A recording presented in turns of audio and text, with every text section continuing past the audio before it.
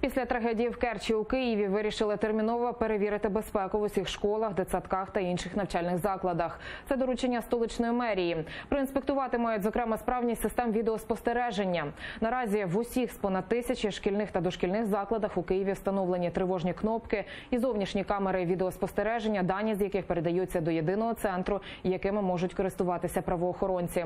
Наразі Київміськдержадміністрація готує пілотний проект. В 10 дитсадках саме на прохання батьків мають облаштувати відеофіксацію всередині будівель.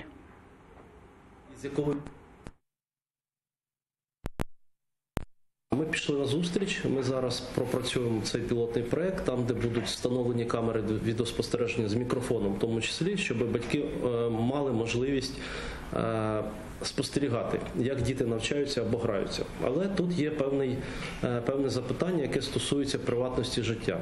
Ось тому ми зараз реалізуємо функціональність з ретушування облич дітей для того, щоб було повністю збережене приватне життя.